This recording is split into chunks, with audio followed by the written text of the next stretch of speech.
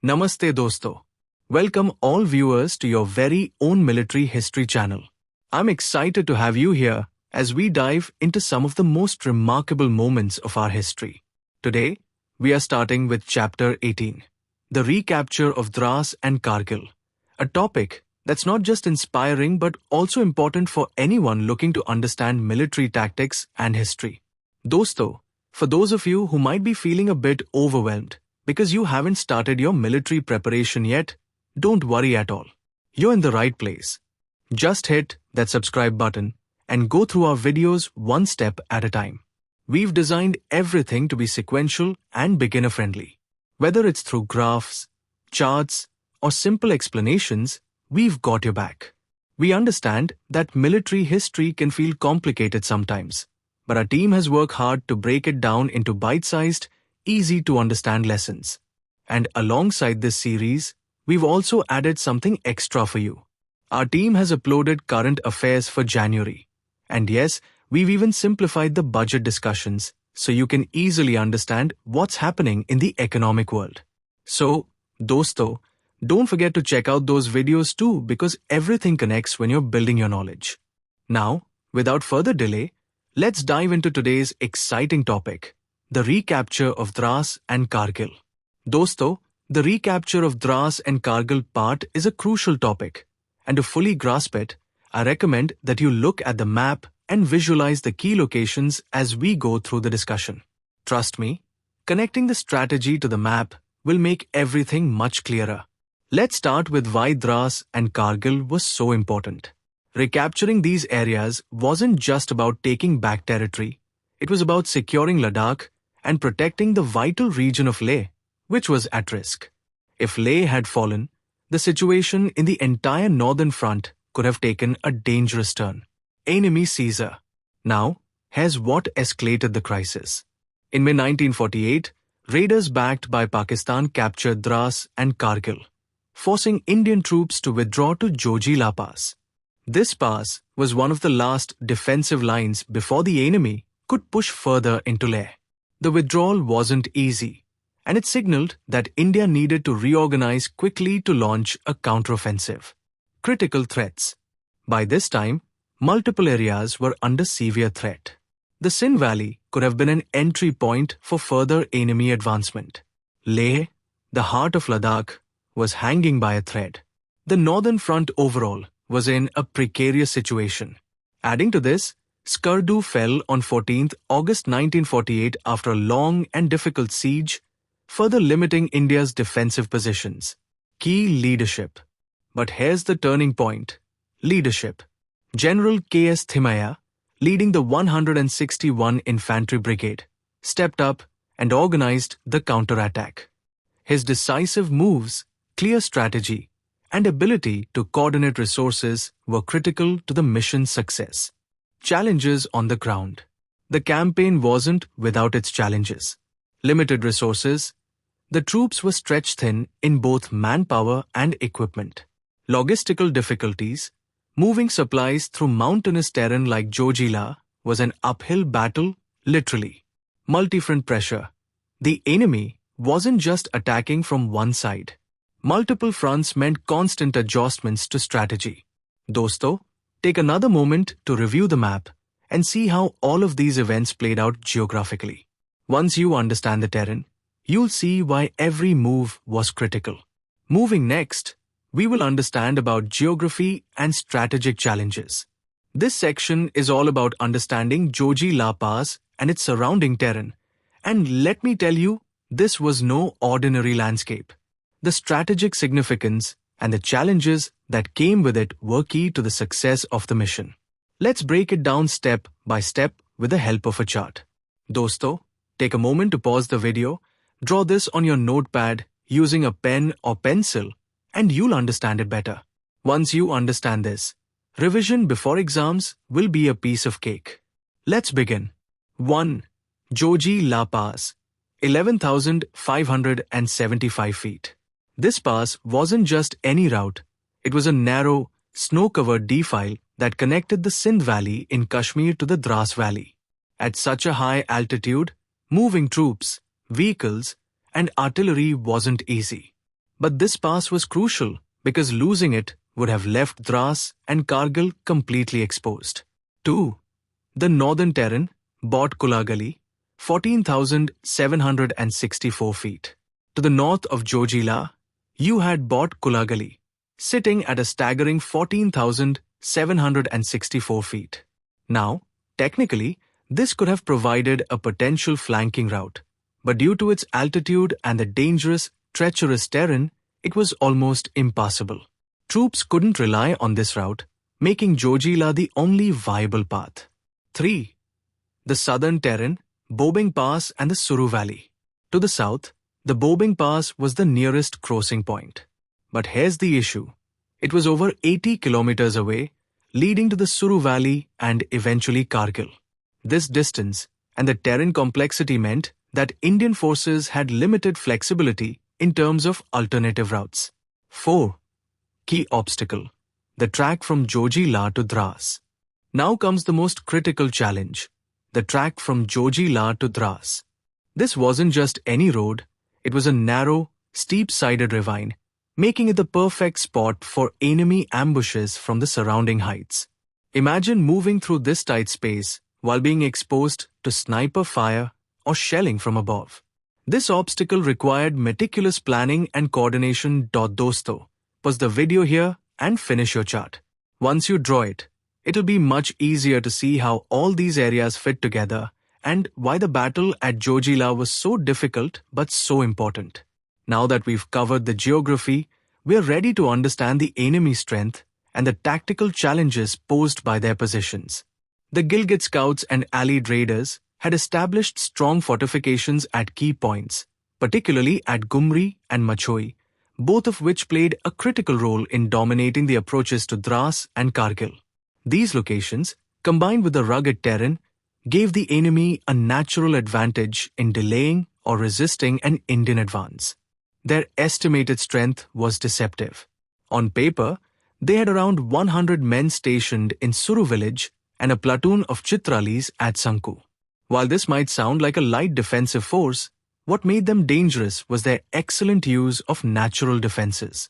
The mountains, narrow passes, and high-altitude positions allowed them to hold off numerically superior forces for extended periods.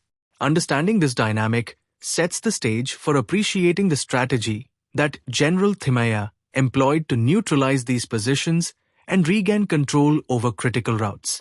Moving further ahead, let us understand the strategic importance of Dras and Kargil, particularly from a logistic standpoint and its direct link to Leh's survival.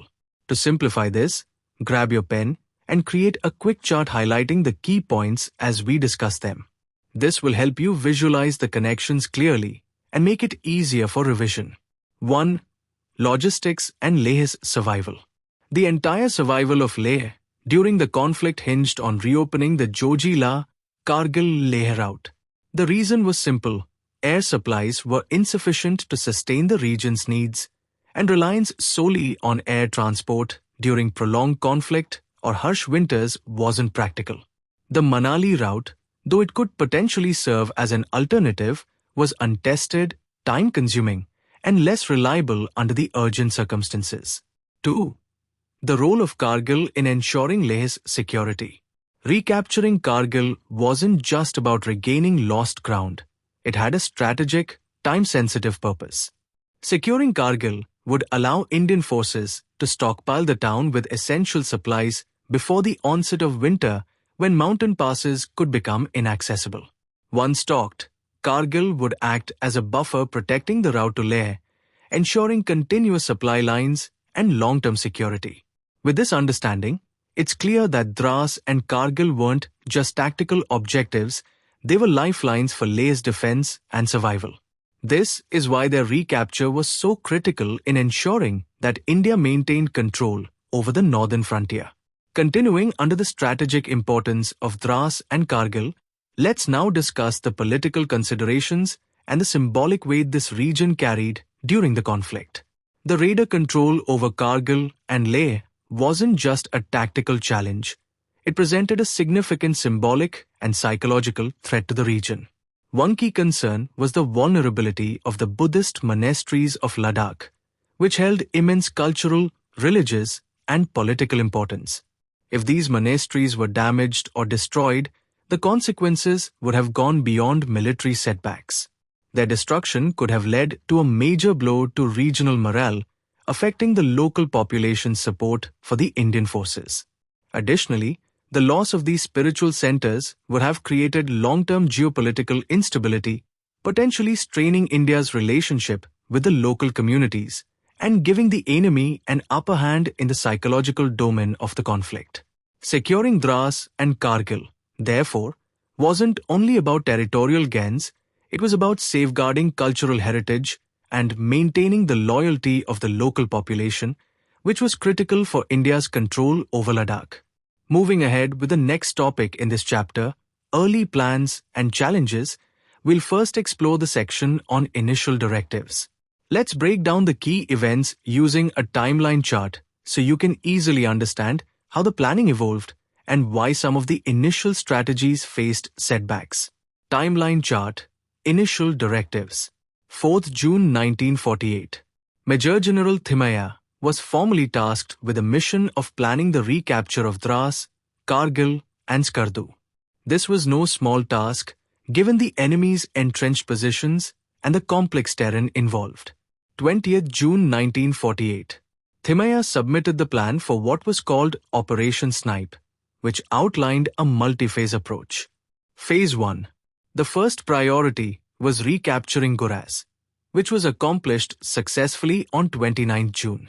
This victory was important as it established a forward base for the next phase of operations. Phase 2. The next step involved advancing across the Burzil Pass and the Deosai Plateau to reach Skardu, with the goal of relieving the garrison there. This move was also aimed at severing enemy supply lines that connected Kargil and Dras, giving Indian forces a tactical edge in future operations. Why the plan was shelved? Despite the strategic logic, Operation Snipe had to be abandoned due to major logistical hurdles and heavy enemy pressure in other areas. The terrain made troop movements extremely difficult, and India needed to shift resources to defend other critical sectors. Dosto, if you're finding this breakdown helpful, don't forget to like, share, and subscribe to this channel. Moving next, let's break down the topic of troop and resource constraints using a simple chart to help you visualize the challenge Major General Thimaiya faced. Dosto, we've simplified this topic to help you understand it without any confusion.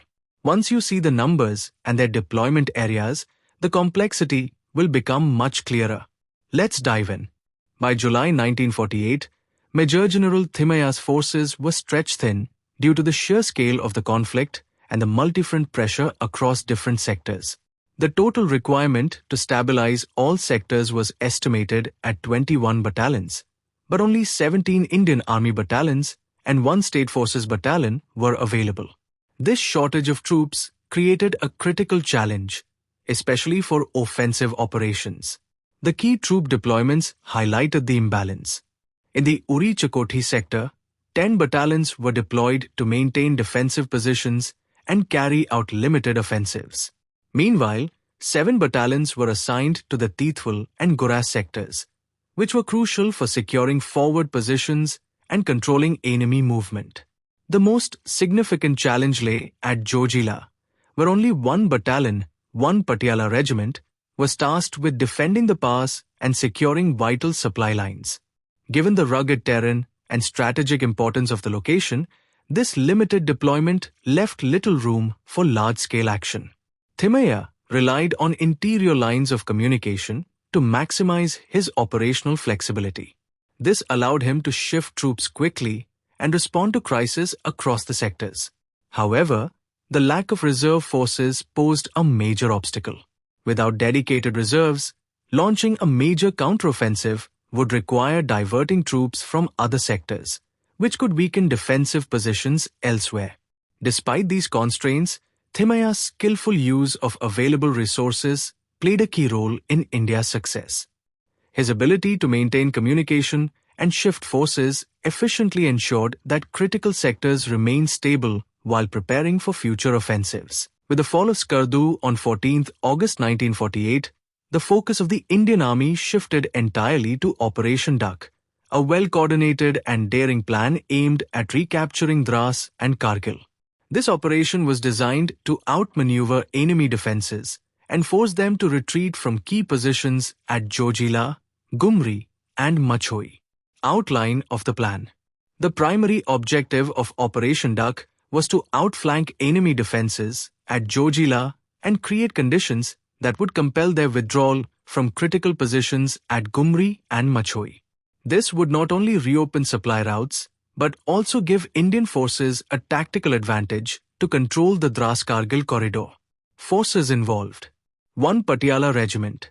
This battalion was tasked with holding the line at Zoji. Their role was crucial as they would launch a frontal attack after the enemy was outflanked, applying pressure and disrupting defensive formations. 77 Para Brigade, 3 battalions the main offensive force. This brigade was directed to advance via the Bobing or Lonvilat Pass into the Suru Valley. Their mission was to attack Dras and Kargil from the rear, cutting off enemy supply lines and creating confusion within their ranks. Support units. The operation was bolstered by key support units, including the J&K Mountain Battery, a machine gun, MMG, platoon, engineers for clearing obstacles and maintaining supply lines, and medical detachments to provide on-the-ground care for the wounded. This carefully crafted plan relied on a combination of frontal pressure and flanking maneuvers, with logistical support playing a critical role. The success of Operation Duck would hinge on the coordination between 1 Patiala, the 77 Para Brigade, and the support units, ensuring that both the direct and rear offensives worked seamlessly. Let's move into the execution plan for Operation Duck, where we'll break down the step-by-step strategy with the help of a chart.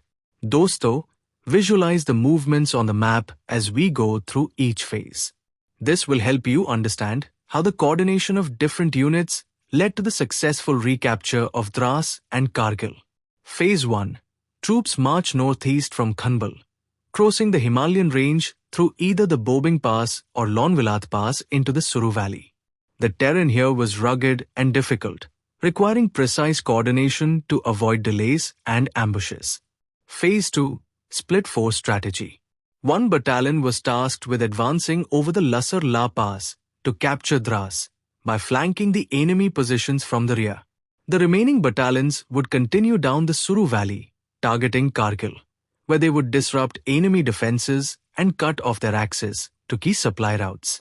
Phase 3.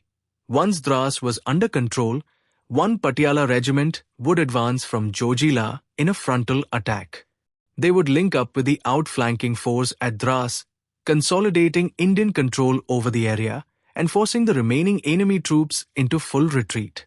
This well-coordinated plan emphasized mobility, surprise, and synchronized attacks from both the front and the rear, leaving little room for enemy forces to regroup or defend effectively. Dosto, if you're following the connections and the strategy, make sure to like, share, and subscribe to stay updated on the entire series. Let's break down the setbacks using a flowchart to show how the troop movements, unexpected events, and changing priorities ultimately led to the cancellation of Operation Duck. Dosto, visualize this flow to see how events unfolded step by step. 1. Troop movements begin. By 27th August 1948, key units such as 3 Jat and 1 by 5 Royal Gorkha Rifles, RGR, had successfully gathered at Khanbal, marking the initial phase of preparation for the operation. 2. Infiltration at Tithwal. On 20th August, reports of enemy infiltration in the Tithwal sector disrupted the plan. This posed a significant threat that could not be ignored. As a result, 3 Jat was diverted to Sopore to handle the infiltration, while other units were redirected to Sonmarg to secure nearby areas. 3. Operation Duck cancelled. With critical units now diverted, the planned offensive lacked the necessary troop strength to execute successfully. Combined with the pressing threats in other sectors, the operation was officially shelved. This series of events highlights how unpredictable battlefield dynamics forced India to shift priorities and reallocate resources even at the cost of delaying key offensives. Dosto, understanding these setbacks shows why flexibility and adaptability are so important in military strategy. As we reach the conclusion of this part, let's analyze the challenges and missed opportunities within Operation Duck's plan. The idea of outflanking enemy positions through a turning movement via the Suru Valley was ambitious but fraught with several key challenges that led to its failure. Challenges of the turning movement. 1. Logistical hurdles. One of the major obstacles was the difficulty of transporting rations, ammunition, and equipment over the rough mule tracks in the Suru Valley. For a brigade-sized force, this would have required massive logistical support, which was nearly impossible under the conditions.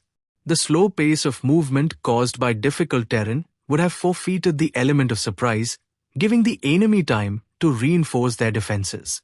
2. Enemy concentration. The raiders, with their intimate knowledge of the terrain, had a natural advantage. They could have regrouped at key defensive positions in the mountains, turning the valley into a death trap for advancing Indian troops. Without a decisive surprise element, the plan risked heavy casualties and possible failure. A missed opportunity? There's some debate about whether a different approach could have worked. A smaller, more lightly equipped battalion might have been able to execute the turning movement successfully given the relatively light enemy presence in the Suru Valley at the time, 100 Gilgit scouts at Suru and 1 platoon at Sanku. The raiders themselves had used similar high-risk, fast-moving tactics in May 1948 to seize Kargil and Dras. Perhaps, with better mobility and reduced logistical burdens, India could have mirrored those tactics to achieve success. However, given the circumstances, the operation's failure highlighted the critical role of logistics and terrain knowledge in determining battlefield outcomes. Let us look this part through the lens of operational art. Dosto, the events surrounding Operation Duck provide a significant case study in operational art, revealing both strengths in conceptual planning and weaknesses in execution due to logistical and strategic challenges. Let's break down how this operation connects to different lessons from historical campaigns. Point 1. Napoleon and the dawn of operational warfare. Napoleon's Corps d'Armée system revolutionized warfare by emphasizing decentralized maneuvering under unified command, a concept reflected in Operation Duck's initial plan. Much like Napoleon's strategy of deploying separate units to outflank enemy positions, Operation Duck sought to outmaneuver enemy defenses by using multiple routes, including the Bobing Pass and the Suru Valley.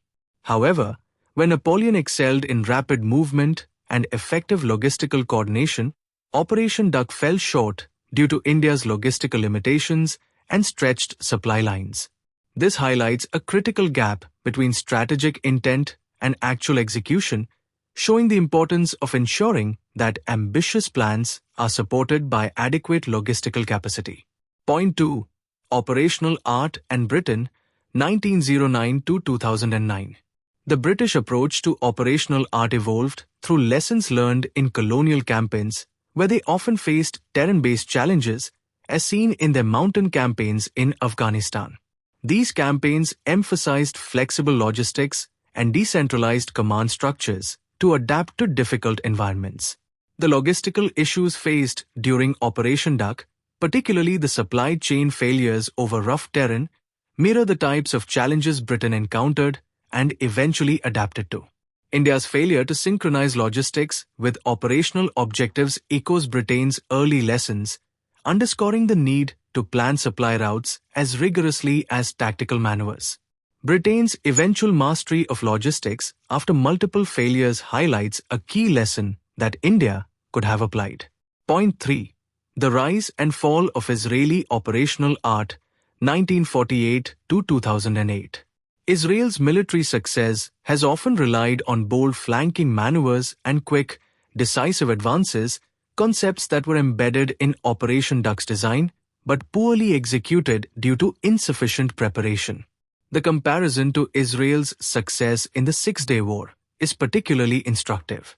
While Israel excelled in coordinating movements, intelligence, and logistics, Operation Duck's lack of coordination among different battalions and its logistical hurdles led to failure. The raiders' effective use of terrain, much like the tactics used by Israeli adversaries, further compounded the situation, making it difficult for Indian forces to maintain the momentum needed for success. In summary, Operation Duck highlights critical lessons in operational art, the importance of integrating logistics with strategic planning, maintaining clear coordination between forces, and leveraging terrain knowledge effectively. These lessons remain relevant in military planning today and offer valuable insights for future operations. Dosto, I hope this channel is helping you understand and remember the key moments of the 1947-48 war, including the strategic depth behind operations like Operation Duck and the recapture of Dras and Kargil. We've tried to make the complex aspects of military history simpler and easier to grasp by connecting it to operational art and historical lessons. If you're finding this content helpful and it's making your preparation easier, Dosto, don't forget to like, share, and subscribe to our channel so you don't miss any important updates or videos. Stay tuned for the next part. Dosto, in the next part, we'll discuss the turning movement from the left, plan and strategy. With the failure of the right flanking maneuver, the Indian forces shifted their focus to a turning movement from the left. This plan aimed to outmaneuver enemy defenses using strategic positioning through the Bot-Kula Gully and coordinated assaults from multiple directions. Let's break this down using a chart to visualize the coordinated movements. Dosto, look at the first flow chart, Bot-Kula Gully Advance. 3 Jat and 1/5 Royal Gorkha Rifles, RGR, would advance from Sonmarg toward the Bot-Kula Gully. The route would take them through the Muski Nala, allowing them to surprise the enemy at Dras from an unexpected direction. The column was led by Lieutenant Colonel A.S. Pathania, Mahavir Chakra, a decorated officer tasked with ensuring the success of this critical advance. Moving on to next flow chart, that is about Zoji La Assault, 5 Maharatta Light Infantry was tasked with capturing Mukund Hill, a key strategic height. Once Mukund Hill was secured, it would enable 1 Patiala to push forward toward Gumri and beyond, creating an opening for further advances toward Kargil. And at last, Dosto, please look at the third flowchart. Diversionary Tactic Alpha Company of 5 by 11 Gorkha Rifles was assigned to create a diversion in the Suru Valley, forcing the enemy to split their focus and tie up key defensive units. This diversion was critical in preventing enemy reinforcements from regrouping to defend Dras and Gumri effectively. The combination of the main assault through Bot-Kula Gully, coordinated support from Zoji La, and the diversion in the Suru Valley was designed to overwhelm the enemy and ensure simultaneous pressure from multiple directions. The left flanking movement showed adaptability in Indian strategy, learning from earlier setbacks to achieve tactical surprise. Moving ahead, let us understand execution and challenges. Under this first, we will look at Bot-Kula Gully operation with the help of given flowchart. Execution and challenges. Initial movement, 3rd September 1948. The column led by Lieutenant Colonel A.S. Pathania, Mahavir Chakra, began its march toward Bot-Kula Gully, navigating through treacherous terrain and narrow mountain tracks. The journey was slow due to the challenging conditions and occasional skirmishes with enemy forces stationed along the route. 1. Battle at the crest of Bot-Kula Gully, 5th September. Upon reaching the crest of Bot-Kula Gully, the forces encountered fierce enemy resistance. After intense combat, 1/5 Royal Gorkha Rifles, RGR, successfully captured the pass by morning. By 0900 hours, 3 Jat had secured the ridge, giving India control of a critical tactical position. 2. Challenges halt further advance, 6 to 9 September. As the column attempted to push forward to Dras, several major challenges emerged. Enemy alertness. The raiders quickly reinforced nearby positions, increasing resistance along the route. Snow-buried tracks. The worsening conditions made the already narrow tracks nearly impassable. Logistical issues. The supply chain broke down as mules, could not proceed further due to the rough terrain and snow, leading to severe shortages of rations and ammunition. 3. Cancellation of the operation, 9 September 1948. Realizing that further progress was impractical and unsustainable, the operation was cancelled on 9 September. The troops were ordered to return to Sonmarg, regrouping for future efforts. This operation underscores the critical role of logistics and environmental factors in determining the success of military plans. While the initial success at Bot Kulagali demonstrated tactical prowess, the inability to maintain the momentum due to terrain and supply challenges forced a strategic withdrawal. Alright, dosto, let's dive into the Zoji La attack on 5th September, a crucial moment in the campaign that didn't exactly go as planned. Let's break this down. Zoji La attack, 5th September 1948. So, here's how it all started. At around 0700 hours, the 5 Maharatta light infantry captured Mukand Hill with surprising ease. The reason? The enemy forces were taking shelter in the nearby Nala, so the Maharattas initially encountered no resistance.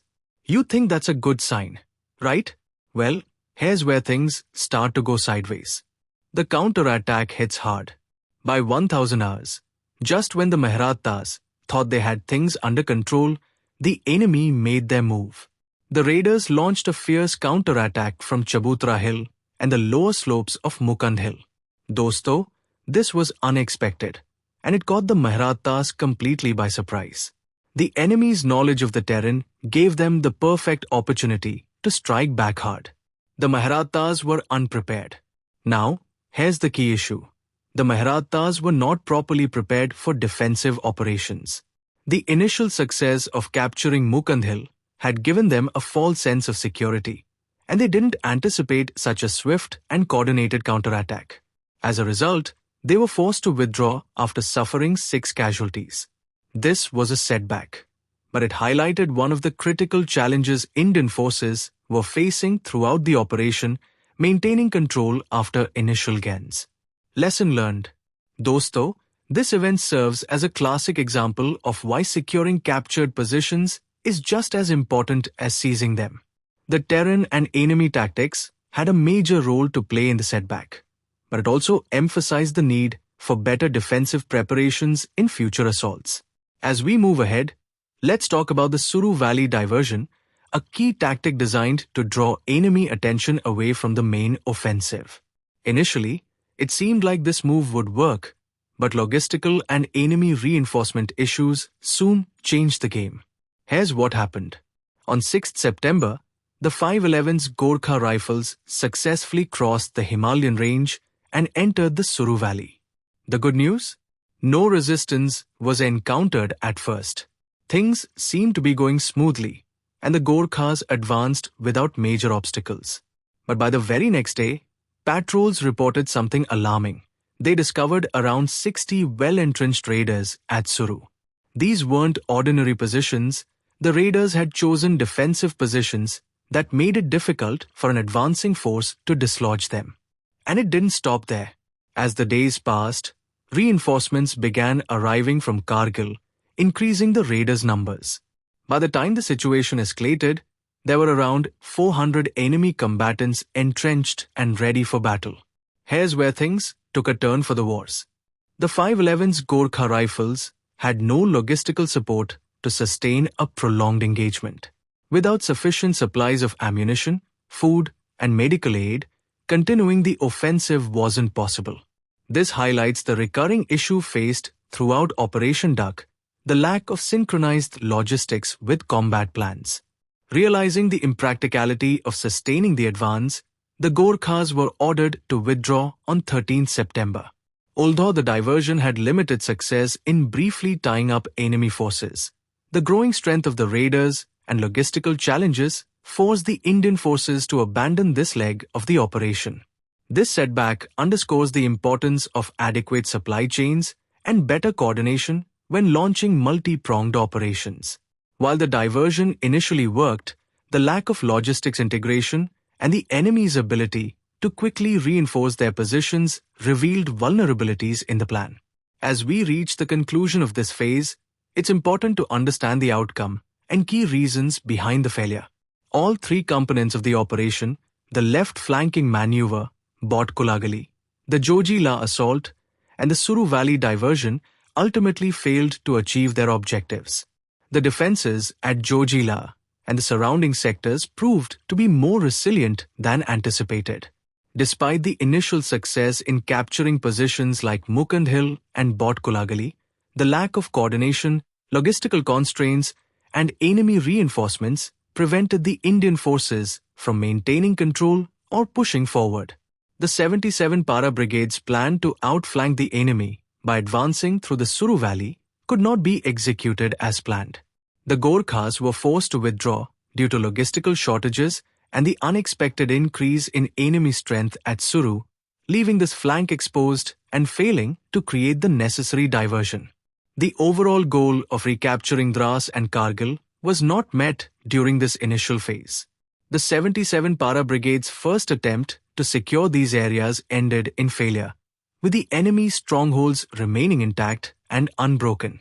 The failure of Operation Doug demonstrated the importance of proper logistical support and the need for better coordination between tactical components in a multi-front operation. It also showed that terrain knowledge and enemy adaptability could neutralize even well-conceived plans if logistical needs were underestimated. Moving ahead, dosto, after the failure of the flanking maneuvers, the leadership recognized that a new approach was necessary. Brigadier K.L. Atal made the strategic decision to shift from outflanking movements to a frontal assault, aiming to directly break through the enemy's defenses at Jojila. Let's understand how this plan was developed, its objectives, and the challenges that delayed its execution. With the failure to outflank the enemy, the revised plan focused on attacking enemy strongholds head-on by capturing key positions that dominated the area around Jojila. The plan aimed to neutralize enemy resistance through simultaneous assaults on key hills and seize control of crucial terrain. 5 Mehratta to capture Mukand Hill. Mukand Hill was a strategic high ground dominating Jojila's western approach. Controlling it would allow Indian forces to secure a foothold for further advances. 3 Jat to seize Chabutra Hill. Chabutra Hill, another critical height, needed to be captured to neutralize enemy positions capable of firing on advancing troops. Both Mukand Hill and Chabutra Hill were essential to forcing the enemy's withdrawal from Jojila and disrupting their defensive lines. The initial assault was scheduled for 12-13 September 1948, but adverse weather conditions, including snowfall and limited visibility, delayed the operation by a day. The new assault date was set for 13-14 September, but the delay gave the enemy additional time to reinforce their positions and strengthen defenses, further complicating the assault. The decision to launch a frontal assault came with significant risks, including heavy casualties due to exposed terrain and well-entrenched enemy positions.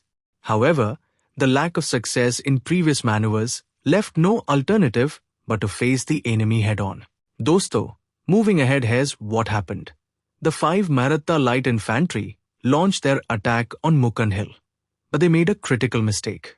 They mistook a lower shoulder of the hill for the crest, thinking they had reached their objective when in reality they were still far from it. This error proved costly. By dawn, the enemy opened fire from multiple key positions, Mukand Hill, MMG Ridge, and Chabutra Hill, pinning the Mehrattas down. Under heavy fire, the troops were unable to advance further. Without any cover or additional support, they had no choice but to withdraw by 16:30 hours on 14 September. This setback highlights the importance of precise terrain knowledge and coordination, as even small mistakes can derail an operation. Dosto, after the setback at Mukand Hill, 3 Jat's attack on Chabutra Hill faced similar challenges. Misled by local guide, the troops took a difficult route with snow patches and steep climbs, slowing them down. By 0500 hours, they were still 550 meters away from the target, leaving them exposed. As daylight broke, the enemy spotted the advancing troops and unleashed intense fire, causing severe casualties. Without proper cover and the ability to push forward, the situation became critical. To make things worse, communication lines were disrupted, and no reinforcements could reach the Jat battalion in time. Realizing the danger of further losses, Brigadier Atal ordered them to withdraw and regroup. This failure highlighted the importance of proper guidance, terrain knowledge, and timing. Dosto, the frontal assault at Zoji, it wasn't just a tactical setback. It was a moment of sacrifice, courage, and valuable lessons learned. Let's break down the heavy losses our troops faced and understand the reality of the battlefield. Let's start with the 3 Jat Regiment. They faced the brunt of enemy fire during their climb toward Chabutra Hill. Unfortunately, the delays and terrain problems exposed them, resulting in 13 brave soldiers losing their lives, 57 wounded soldiers, and 2 still missing. Then we had the 5 Mehratta Regiment, who fought hard to take Mukand Hill but were pinned down by enemy fire. 6 soldiers were killed, 10 wounded, and 2 soldiers went missing. Even the 1/5 Royal Gorkha Rifles, RGR, and J&K Mountain Battery weren't spared. The Gorkhas had 3 wounded soldiers, while the Mountain Battery lost 1 officer to enemy fire. These numbers may seem like statistics, dosto, but each one represents a soldier who stood strong under unimaginable pressure. But here's the reality. Despite these sacrifices, the enemy defenses remained intact, and Zojila was still unbroken. The troops did everything they could, but poor terrain knowledge, delayed coordination, and logistical issues limited their success. Dosto, setbacks like these aren't failures, they're lessons.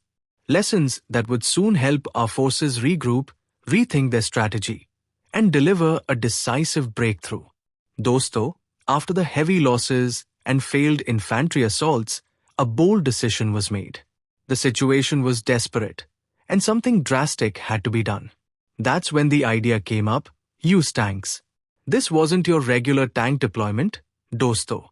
The plan was to move tanks to Zojila's 11,575-foot altitude, an insane idea at the time because nobody had ever done this in such extreme conditions.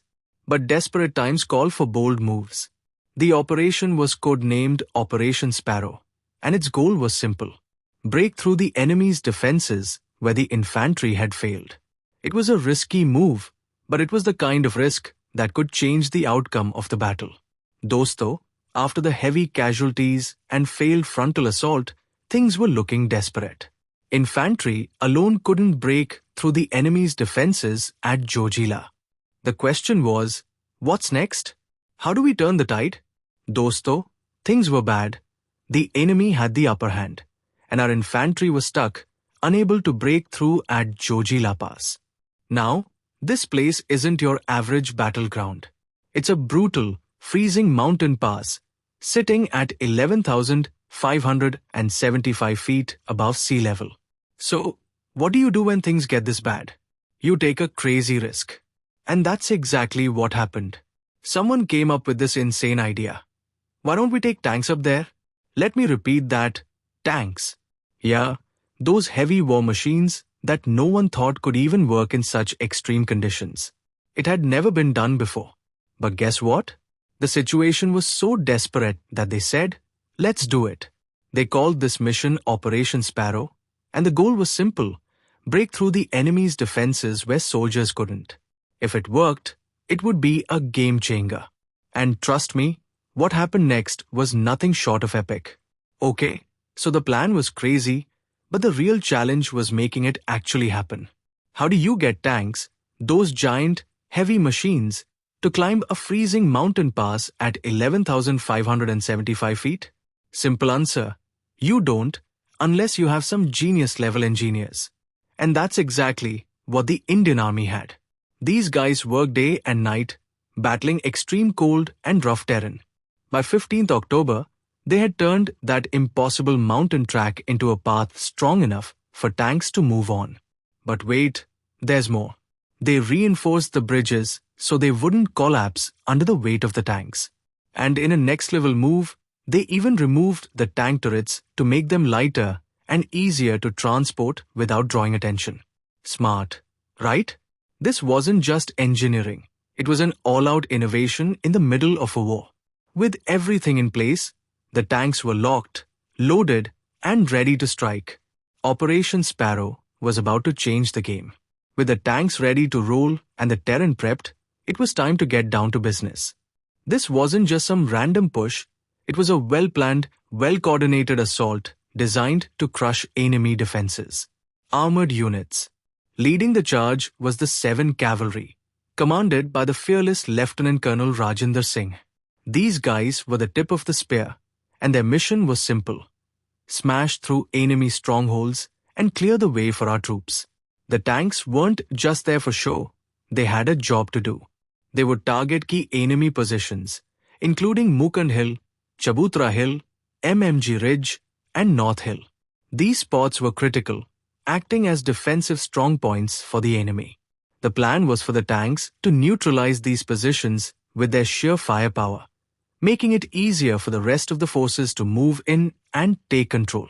With this level of firepower and precision, this operation wasn't just about breaking through, it was about dominating. Now, the tanks were going to do the heavy lifting, but this wasn't a one-man show. Once the enemy defenses were shattered, the infantry would step in to secure key positions and finish the job.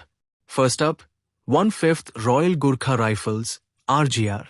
These legendary warriors had one mission: secure Mukand Hill right after the tanks cleared the area. Once they locked it down, it was game over for the enemy trying to hold that ground. Meanwhile, 1 Patiala had their sights set on MMG Ridge. They were tasked with storming the position and capturing it, making sure the enemy couldn't regroup or launch a counterattack. And then came 4 Rajput, advancing toward Machhoi. Their goal was to extend the offensive further and keep the momentum going. Each unit had a key role in ensuring that once the breakthrough happened, there was no turning back. This wasn't just a plan, it was a chain reaction of dominance, with every move perfectly coordinated to crush the enemy once and for all. But wait, it gets better. This wasn't just about tanks and infantry, we had some serious firepower backing them up. The artillery units were locked and loaded to rain down destruction on enemy positions and make sure our troops could advance without resistance. 30 Field Battery, 51 Para Field Battery, and the J&K Mountain Battery were on standby to deliver precision strikes. Their job? Pound enemy defenses, suppress their fire, and create chaos before the tanks and infantry rolled in. This wasn't just support, it was devastation on demand. And when you think it couldn't get more intense, enter the Royal Indian Air Force, RIAF. Bhai, ye to final nail in the coffin tha. Their Tempest fighter planes would provide close air support, strafing enemy positions and clearing out threats from the skies. Wherever the ground forces needed help, these Tempests would come in fast and furious. This combination of tanks, infantry, artillery, and air support wasn't just a battle plan, it was an unstoppable force. Operation Sparrow, or Operation Bison, as it was later called, was shaping up to be a war-winning move. Alright, now that the plan was set and everyone was in position, you'd think things would move smoothly, right? Well, not so fast. Nature had other plans. Heavy snowfall hit the region, messing up the schedule and delaying the attack multiple times. The snow wasn't just annoying, it turned the terrain into a frozen nightmare. But the troops didn't back down.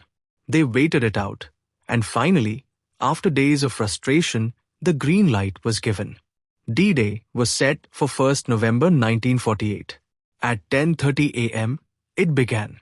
The silence of the mountains was shattered by an intense artillery barrage that hammered enemy positions. And right behind it came the main event, C Squadron of 7 Cavalry, with their tanks roaring into action. You could hear the tracks clattering, the engines revving, and the sound of war machines moving in full force. Now, the enemy tried to fight back. They fired machine guns and rifles. But here's the thing, those bullets were useless against the tanks. The rounds flattened harmlessly against the armor. For the enemy, it was like trying to stop a train with pebbles. And here's the kicker, the enemy had never seen tanks before. Imagine their shock when these steel giants rolled up, firing at full power. They were overwhelmed, panicked, and had no choice but to run for their lives. By the afternoon, the tanks had pushed through to the Gumri plain, and infantry units like 1/5th RGR and 1 Patiala had already secured the surrounding heights. What started as a desperate situation had turned into a major breakthrough. The stage was set for total victory. Dosto, victory finally arrived. After weeks of planning, engineering miracles, and a daring assault, Zoji was finally breached. What once seemed impossible was now a reality, and the enemy had no clue what hit them. The tanks, infantry, and artillery worked like a well-oiled machine. The once formidable enemy positions on Mukund Hill, Chabutra Hill, and MMG Ridge, the ones that had stopped infantry dead in their tracks, were now neutralized and in our control. The enemy was in full retreat. But the real prize? The road to Dras and Kargil was now wide open. This breakthrough didn't just win a battle. It marked the beginning of the end for enemy forces in the region. With Zoji under control, Indian forces had the upper hand, and it was only a matter of time before the enemy was driven out completely. This wasn't just a military victory. It was a symbol of Indian determination, strategy, and sheer guts. Operation Bison would be remembered as one of the most daring and decisive operations of the conflict. So, what's the takeaway from all this? The breakthrough at Zoji wasn't just another battle. It was a turning point in the Kashmir War. And it all happened because of one bold decision: using tanks where no one thought it was possible. Despite earlier setbacks, failures, and heavy casualties, Operation Bison proved that with the right strategy and determination, even the toughest challenges can be overcome. The enemy's stronghold, which had seemed unbreakable, was crushed. And here's the most important part. The road to Dras and Kargil was now open, and that meant the bigger prize, securing Leh and Ladakh, was finally within reach. What started as a desperate gamble turned into one of India's biggest military victories. This operation wasn't just about winning a battle, it was about sending a message. When pushed against the wall, India doesn't just fight back, it wins. Now dosto, let's move ahead and understand this part through the lens of operational art. Point 1. The Tsarist and Soviet operational art. The Soviet Union's concept of deep operations was all about striking at the enemy's core, breaking through their defenses using overwhelming mass and layered logistics. You can see a reflection of this in India's multi-directional maneuver through Bot Kulagali and Zoji. However, where the Soviets had massive logistical support and large-scale coordination, the Indian forces faced challenges. Their resources were limited, the terrain was unforgiving, and the troops were dispersed across different routes. What changed everything was the introduction of tanks.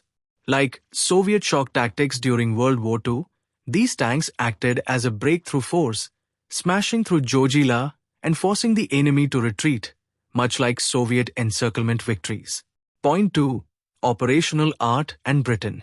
British operational thinking, shaped by colonial conflicts and wars like World War II, focused on adaptability and achieving limited objectives in difficult environments. Similarly, the Indian Army had to be flexible while fighting in the harsh conditions of Zoji. But just like British struggles in North Africa during World War II, India's initial flanking and frontal attacks failed due to misaligned tactics and poor coordination. But here's the British-style twist. When things weren't working, India adapted quickly. Just like Britain relied on innovation after their early World War II setbacks, India's decision to bring in tanks to high altitudes reflected that same innovative spirit. This flexibility allowed them to overcome the enemy and achieve operational success. Point 3. The rise and fall of Israeli operational art. In the 1950s and 1960s, Israeli operational art thrived on maneuver, surprise, and adaptability, qualities we see in India's initial plan to outflank enemy positions through multiple routes at Zoji. But just like later Israeli operations that suffered due to logistical issues, India too struggled with terrain-based limitations and lack of supply coordination. However, much like Israel's iconic success in the Six-Day War, the Indian Army adapted mid-operation. The introduction of tanks provided the breakthrough they needed, turning what was a difficult operation into a successful and decisive maneuver, much like Israel's rapid, high-impact strategies during their key conflicts. Point 4. The Chinese Way of War. The Chinese operational approach combines orthodox and unorthodox tactics, such as encirclement, deception, and surprise. Early on, India tried to apply a similar strategy by using diversionary tactics in the Suru Valley and multi-pronged advances to confuse the enemy. But, much like the risks in Chinese warfare, India's coordination issues and logistical problems caused delays and setbacks. What turned the tide was the unconventional thinking that fits the Chinese model of adaptive strategy, the use of tanks at high altitudes which the enemy didn't expect. By integrating this surprise element, India achieved what conventional tactics couldn't, mirroring China's principle of mixing the orthodox with the unexpected to win battles. Dosto, here we are. This is the end of Chapter 18, Part 1. If you felt like you learned something from this video, तो एक काम जरूर करिएगा. Hit that like button, share it with your friends, and subscribe to the channel if you haven't already. आपका support बहुत important है, दोस्तों. And remember, दोस्तों, to truly understand this subject and be fully prepared, it's important to watch the videos in sequence. Make it a habit to revisit them at least twice a month whenever you get time. If you're serious about passing, these videos are your key resource. Stay tuned for the next part. And as always, Jai Hind.